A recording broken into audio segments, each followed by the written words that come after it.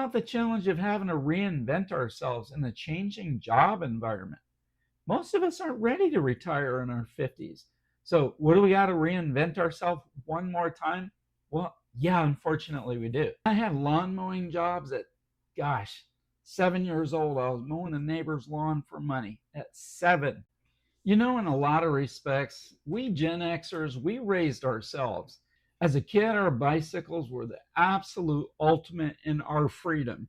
It meant that we could ride all over the neighborhood, all over town, go back and forth to school, see friends from our school.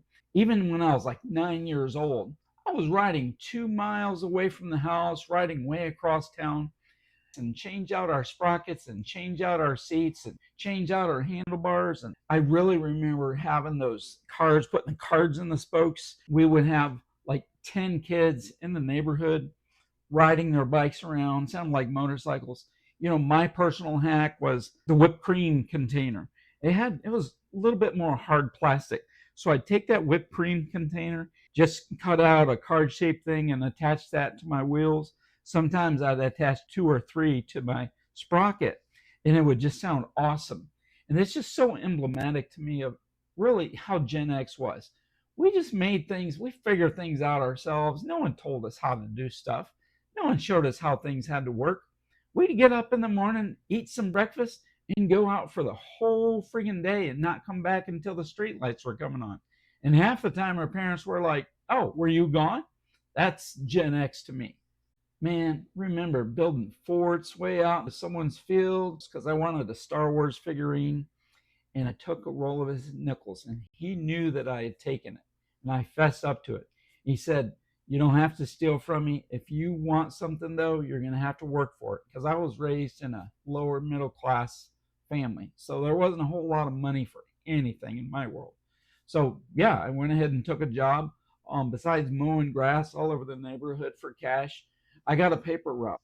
And as a kid, I think I was like 12 years old, and I had almost 4 dozen houses that I delivered papers to. Well, I got to tell you, that's all fine and dandy, except I was on my bicycle and I had to contend with the rain and trying to keep the newspapers dry. That was 2 nights a week plus on Sunday morning. And you want to know, in New York State, we would get some blizzards. So I remember very, very succinctly one Sunday morning delivering these big fat newspapers, and I had to go out 2 times because I had the sled behind my bicycle, which wasn't doing any good because the road was covered with snow, full of newspapers, and I had to take it out twice because they had all this sale stuff and all that, and they were just a heavy little bastard. And even riding the bicycle all the way across town, if the chain would come off the bike, guess what? You didn't have a cell phone. Maybe you didn't know people to help you. You figured it out. You figured out how to fix it. You figured out how to make it right and get back home. So I'd flip that bicycle over, put the chain back on, grab a rock and smack that thing. So it worked. And back in that day, growing up in the 70s, a little bit in the 80s, nobody called it resilience. Nobody called it grit. Nobody called it personal development. You know what we called it? We called it a Saturday morning. That's what we called it.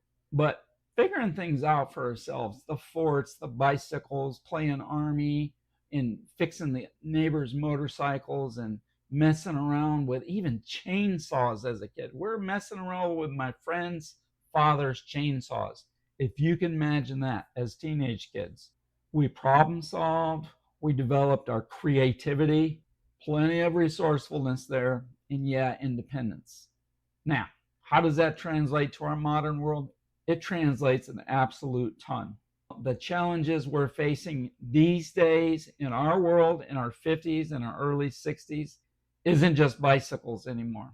Man, it's divorce. It's the empty nest syndrome. It's career challenges. It's ageism. It's sexism. It's reverse sexism. Oh, and look what's coming down the pike. AI. Is that a challenge? Why, yes, it is. Plenty of challenge. And now it looks like, are most of us going to be able to retire? I don't know.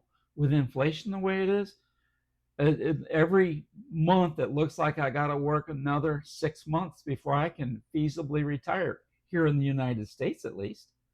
We have the challenge of aging parents and their health decline.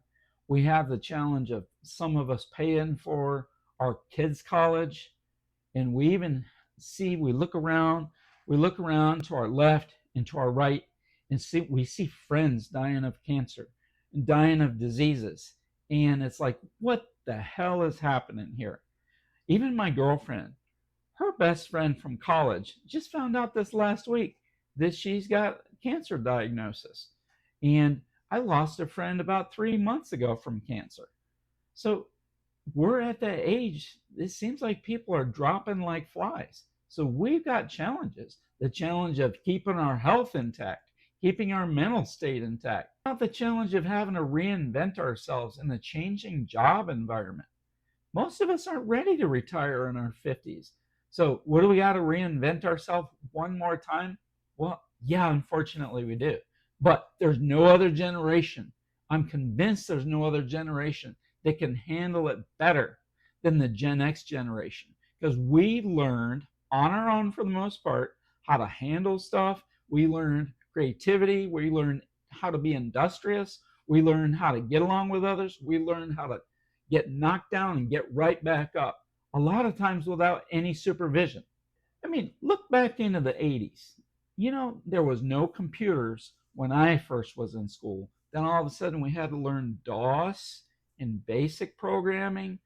In middle school, I learned typing. There was no computers, it was all on a typewriter. Then here came the personal computers. And then you remember the modem sound? Click that thing into the phone line. Then came the internet. It was slow as Christmas. And then, oh gosh, cell phones. I had one of the first cell phones. It was like a brick. Literally, you could talk on the cell phone like this for about 2 minutes, then your arm would get a cramp. I know you guys remember that. And then all of a sudden, the factories get sent over to Mexico, then they get sent over to China, and then here comes all of a sudden Walmart has competition from who? A big company that sends stuff to your house. Who would have imagined? Even just within an hour of where I live, they're testing drones to deliver stuff to people's house the day that you order it. Yeah, things are changing. They're changing big. And now we're told that AI is nipping at our heels for our jobs, half of us. Isn't that just great? And then we're going to have these robots, autonomous robots walking around serving and helping us. Well, are they going to be taking our jobs? So yeah, maybe that's why the card and the spoke, it hits a note besides nostalgia for me. It reminds me that we can figure stuff out, we can make things work, we can handle change again, because that's what we're about, Gen X, is handling the next change. We've solved our problems before. And yeah, I know it feels like you're Mike Tyson, just taking one hit after the other, one wave after the other. And you can't even tread water because here comes another wave. That's what we were created for. It's to last and survive through that. In a nutshell, that kid who figured out how to put the chain back on his bicycle 2 miles from the house or out on the edge of town, that kid who figured out how to put card in the spoke and make it sound like a motorcycle, that kid's kind of still there. He's still in you. That industriousness, the ability to figure things out, the ability to do things even without consulting someone, but just getting it done, to reinvent yourself. It's still there within you. It's within me too. All I know is Gen X, we didn't survive because it was easy. We survived because we learned to adapt.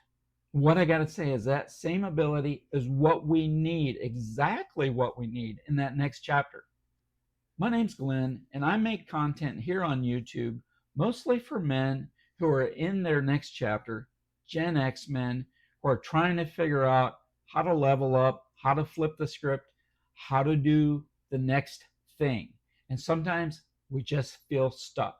That's what I do in my coaching business, as I help guys develop tools and get unstuck. You can see in the link below if you want to do a free discovery call. I'd love to talk to you. And also, if you appreciate my content, I would really appreciate it if you would like, subscribe, and leave a comment down below. Thank you.